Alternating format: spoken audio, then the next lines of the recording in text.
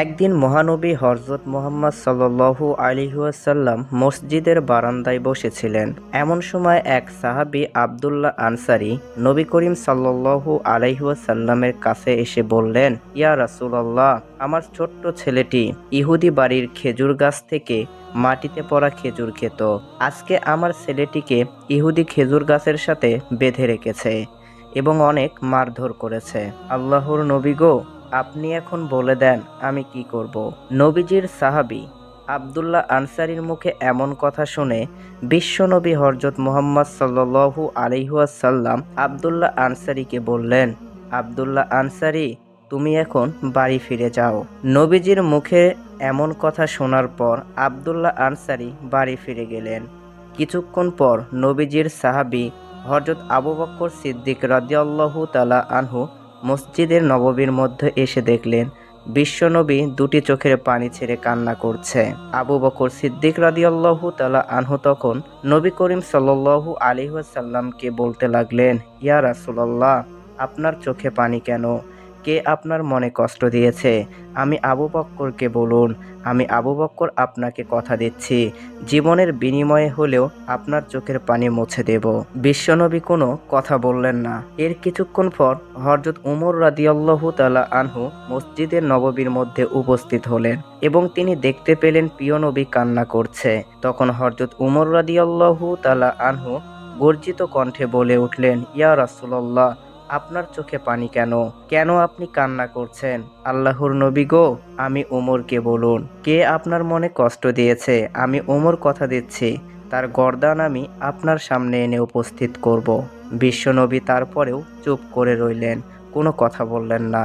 এর কিছুক্ষণ পর হযরত আলী রাদিয়াল্লাহু তাআলা আনহু মসজিদের নববীতে উপস্থিত হলেন এবং তিনি দেখতে পেলেন প্রিয় নবী হযরত মুহাম্মদ সাল্লাল্লাহু আলাইহি ওয়াসাল্লাম কান্না করছে। তখন হযরত আলী রাদিয়াল্লাহু তাআলা আনহু নবীজিকে উদ্দেশ্য করে বলতে লাগলেন, ইয়া রাসূলুল্লাহ, আপনি কেন কান্না করছেন? কেন আপনার চোখে পানি? আল্লাহর নবী গো, কে আপনার মনে কষ্ট দিয়েছে? আমি আলীকে শুধু একবার বলুন, আমি আলী তাকে একেবারে নিশ্চিহ্ন করে দেব, আপনার চোখের পানি মুছে দেব। বিশ্বনবী তারপরেও কোনো কথা বললেন না।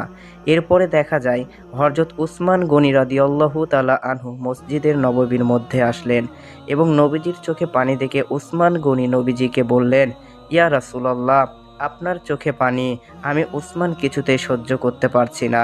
আল্লাহর নবী গো, আমাকে আপনি বলুন, কেন আপনার চোখে পানি? আমি ওসমান কথা দিচ্ছি, জীবনের বিনিময়ে হলেও আপনার চোখের পানি মুছে দিব। এবার বিশ্বনবী হযরত মুহাম্মদ সাল্লাল্লাহু আলাইহি ওয়াসাল্লাম উসমান গনির মুখের দিকে তাকিয়ে বললেন, ওরে উসমান গনি রে, আমি এতক্ষণ তোর জন্যই অপেক্ষা করছিলাম।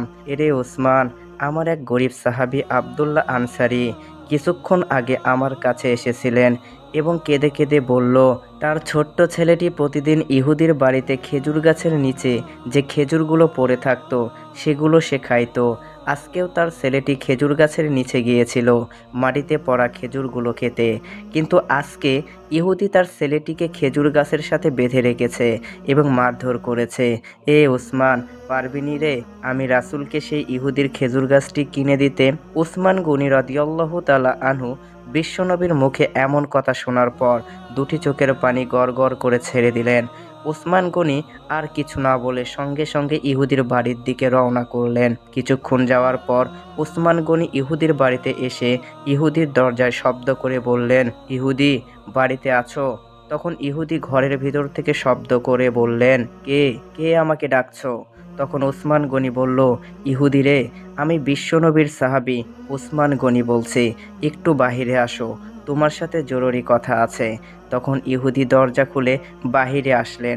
তখন উসমান গনি রাদিয়াল্লাহু তাআলা আনহু ইহুদিকে লক্ষ্য করে বললেন, এরে ইহুদি, তোমার একটি খেজুর গাছ আছে, আমি সেই গাছটি উসমান কিনতে চাই।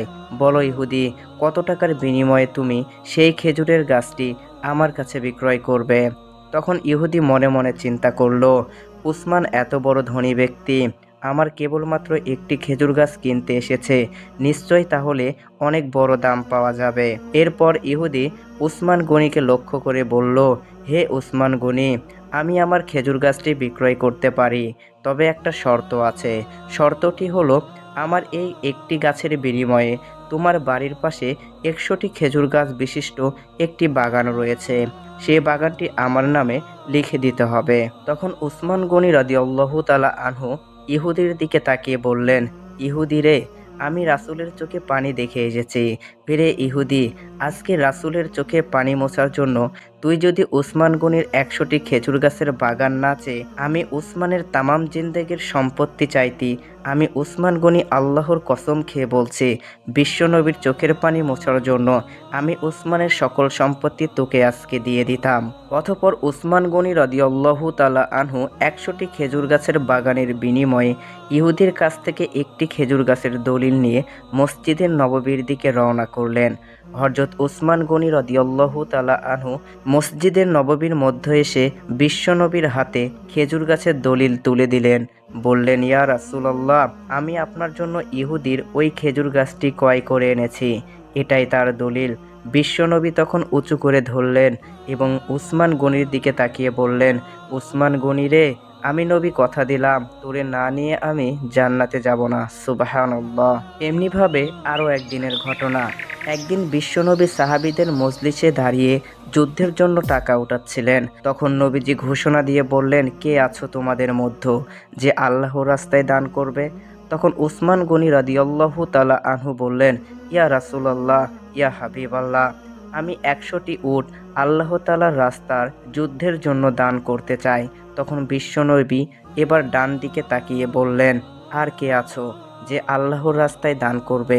এবারও হযরত উসমান গনি রাদিয়াল্লাহু তাআলা আনহু ডান দিকে ঘুরে গিয়ে বললেন, ইয়া রাসূলুল্লাহ, আমি আরও 100টি উট আল্লাহর রাস্তায় দান করতে চাই।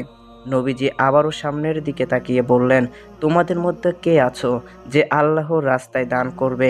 তখন আবারও হযরত উসমান গনি রাদিয়াল্লাহু তাআলা আনহু সামনের দিকে এসে নবীজিকে বললেন, ইয়া রাসূলুল্লাহ, আমি আরও 100টি উট আল্লাহর রাস্তায় দান করতে চাই। এভাবে নবীজি 6 বার ঘোষণা দিলেন এবং 6 বারই হযরত উসমান গনি রাদিয়াল্লাহু তাআলা আনহু নবীজিকে জানিয়ে দিলেন, ইয়া রাসূলুল্লাহ, আমি 100টি উট করে মোট 600টি উট আল্লাহর রাস্তায় দান করতে চাই। এবার বিশ্বনবী হযরত মুহাম্মদ সাল্লাল্লাহু আলাইহি ওয়াসাল্লাম হযরত উসমান গনির কথাতে অনেক খুশি হয়ে গেলেন।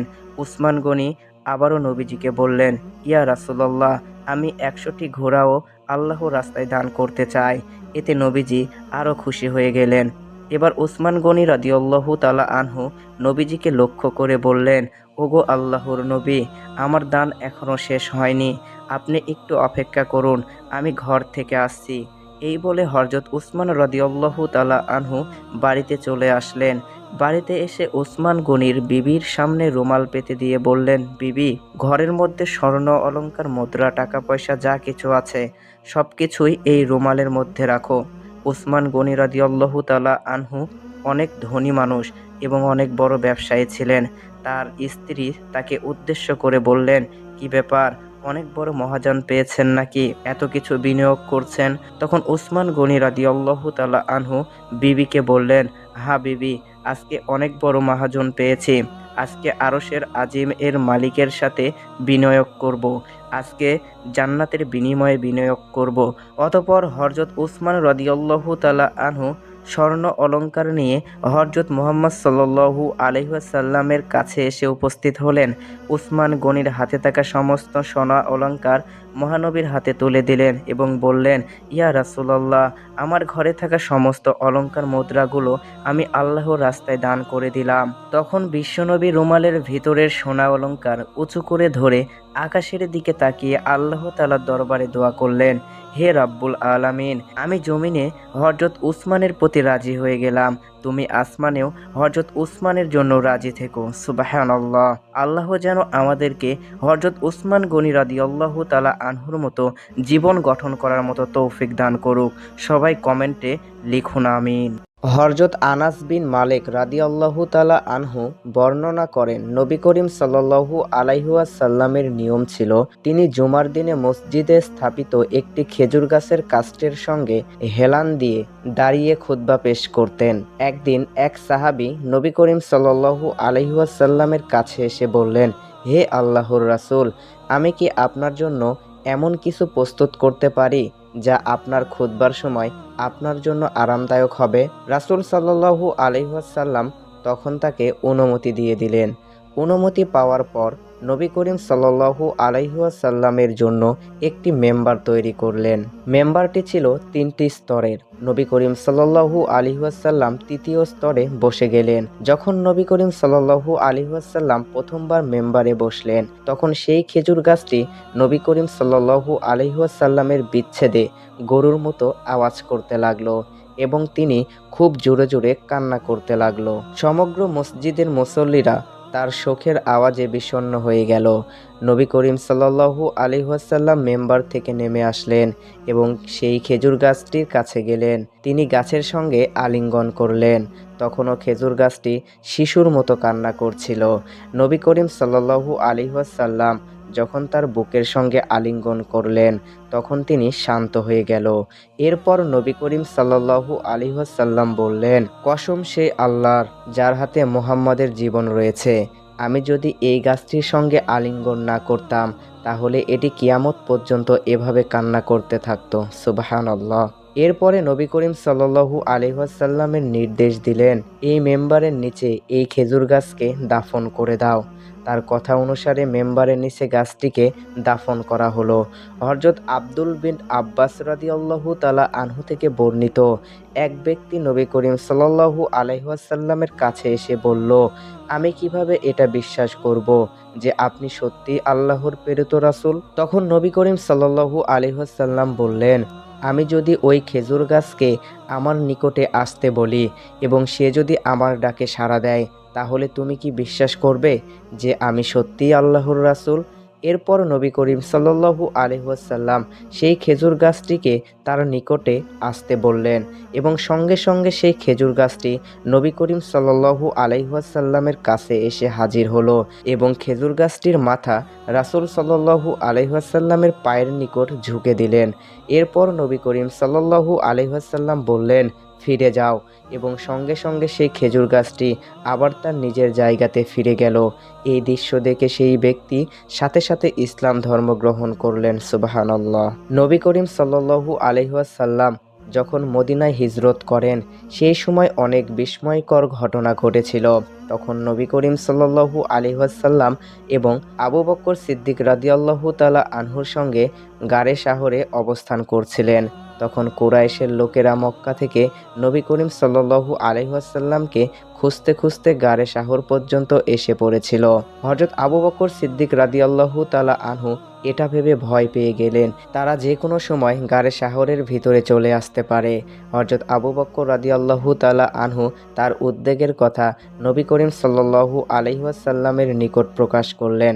তখন নবী করিম সাল্লাল্লাহু আলাইহি ওয়াসাল্লাম তাকে সান্ত্বনা দিয়ে বললেন, হে আবু বকর, আমরা এখানে দুজন রয়েছি, আমাদের সঙ্গে রয়েছে মহান আল্লাহ তাআলা।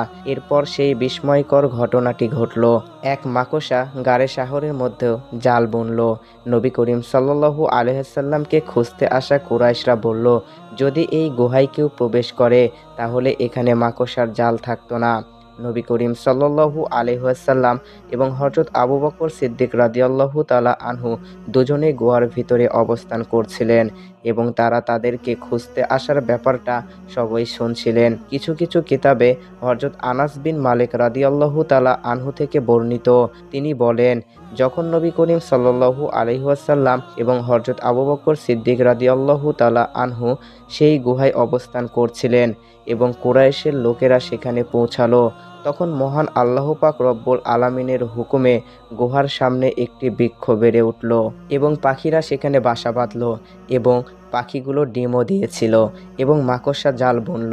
এইসব দেখে কুরাইশরা বলল, এই গুহায় কেউ অবস্থান করতে পারে না, গুহার ভিতরে যাওয়ার কোনো পথ নেই। নবী করিম সাল্লাল্লাহু আলাইহি ওয়াসাল্লাম দিন-রাত অবস্থান করলেন, তারপর রওনা দিলেন। কিন্তু কিছু দূর যাওয়ার পর তারা একটি তাঁবু দেখতে পেলেন। তাঁবুর বাহিরে একজন মহিলা বসেছিল। তিনি ছিলেন উম্মে মাবাদ রাদিয়াল্লাহু তাআলা আনহা, কিন্তু তিনি তখনও ইসলাম ধর্ম গ্রহণ করেননি এবং তিনি ছিলেন একজন সাহসী এবং সৎ মহিলা। নবী করিম সাল্লাল্লাহু আলাইহি ওয়াসাল্লাম উম্মে মাবাদ রাদিয়াল্লাহু তাআলা আনহার নিকট একটি বকরি দেখতে পেলেন। বকরিটি ছিল খুবই দুর্বল এবং পাতলা। নবী করিম সাল্লাল্লাহু আলাইহি ওয়াসাল্লাম উম্মে মাবাদ রাদিয়াল্লাহু তাআলা আনহাকে জিজ্ঞেস করলেন, এই বকরি কি দুধ দেয়? উম্মে মাবাদ রাদিয়াল্লাহু তাআলা আনহা বললেন, এই দুর্বল বকরি কিভাবে দুধ দিতে পারে? তখন নবী করিম সাল্লাল্লাহু আলাইহি ওয়াসাল্লাম বললেন, আমি কি এই বকরির দুধ দহন করতে পারি? আপনি যদি অনুমতি দিতেন তাহলে আমি চেষ্টা করতাম। উম্মে মাবাদ রাদিয়াল্লাহু তাআলা আনহা তখন বললেন, এই বকরি দুধ দেয় না, কিন্তু আপনি যদি দুধ বের করতে পারেন তবে চেষ্টা করে দেখুন। তখন হযরত আবু বকর সিদ্দিক রাদিয়াল্লাহু তাআলা আনহু বকরিটিকে নবী করিম সাল্লাল্লাহু আলাইহি ওয়াসাল্লামের নিকটে নিয়ে আসলেন। নবী করিম সাল্লাল্লাহু আলাইহি ওয়াসাল্লাম বকরির পিঠে এবং ওলানে হাত বোলালেন এবং হাত বুলিয়ে দোয়া করলেন, হে মহান আল্লাহ পাক রব্বুল আলামিন, এই বকরিকে আমাদের জন্য বরকত দিন। সঙ্গে সঙ্গে বকরির ওলানে দুধ পরিপূর্ণ হয়ে গেল এবং দুধ বের হতে লাগলো। উম্মে মাবাদ রাদিয়াল্লাহু তাআলা আনহা এই দৃশ্য দেখে হতবাক হয়ে গেল। তখন নবী করিম সাল্লাল্লাহু আলাইহি ওয়াসাল্লাম বললেন, একটি পাত্র নিয়ে আসেন। উম্মে মাবাদ রাদিয়াল্লাহু তাআলা আনহা একটি বড় পাত্র নিয়ে এলেন, যা হতে 8 থেকে 10 জন তৃপ্ত হতে পারে। নবী করিম সাল্লাল্লাহু আলাইহি ওয়াসাল্লাম বকরির দুধ দহন করলেন। প্রথমে তিনি উম্মে মাবাদ রাদিয়াল্লাহু তাআলা আনহাকে দুধ দিলেন। তিনি তৃপ্তি সহকারে দুধ পান করলেন। তারপরে তিনি তার পরিবারের সবাইকে দুধ পান করালেন। সবার শেষে নবী করিম সাল্লাল্লাহু আলাইহি ওয়াসাল্লাম তিনি নিজে দুধ পান করলেন এবং তারপরে হযরত আবু বকর সিদ্দিক রাদিয়াল্লাহু তাআলা আনহুকে দুধ পান করতে দিলেন। হযরত আবু বকর সিদ্দিক রাদিয়াল্লাহু তাআলা আনহু তৃপ্তি সহকারে দুধ পান করলেন। সবশেষে নবী করিম সাল্লাল্লাহু আলাইহি ওয়াসাল্লাম আবারও দুধ দহন করলেন এবং উম্মে মাবাদ রাদিয়াল্লাহু তাআলা আনহাকে দিয়ে দিলেন এবং সেখান থেকে নবী করিম সাল্লাল্লাহু আলাইহি ওয়াসাল্লাম রওনা দিলেন। সন্ধ্যাবেলা উম্মে মাবাদ রাদিয়াল্লাহু তাআলা আনহার স্বামী তামিম ইবনে আব্দুর উজ্জার রাদিয়াল্লাহু তাআলা আনহু বাড়িতে ফিরে আসলেন। সে তার বরকিগুলোকে চরাতে নিয়ে গিয়েছিল। তাঁবুর বাহিরে অনেকগুলো দুধ দেখতে পেয়ে তিনি খুব অবাক হয়ে গেলেন এবং তিনি তার স্ত্রীকে জিজ্ঞাসা করলেন, তুমি এত দুধ কোথায় পেয়েছো? আমাদের ঘরে তো দুধ দেওয়ার মতো কোনো বকরি নেই। তখন উম্মে মাবাদ রাদিয়াল্লাহু তাআলা আনহা বললেন, আজ আমাদের এখানে একজন ব্যক্তি এসেছিল। তামিম ইবনে উজ্জার রাদিয়াল্লাহু তাআলা আনহু আরও অবাক হয়ে গেলেন এবং তিনি তখন বললেন, তারা দেখতে কেমন ছিল? উম্মে মাবাদ রাদিয়াল্লাহু তাআলা আনহা বললেন, তাদের মুখ উজ্জ্বল ছিল, তাদের চোখ লম্বা এবং তাদের চোখ মুখে নূরের ঝিলকি ফুটছিল। তাদের কণ্ঠস্বর ছিল খুবই নরম। তারা ছিলেন মধ্যম উচ্চতা, খুব বেশি লম্বা ছিল না, আবার খুব বেশি খাটোও ছিল না।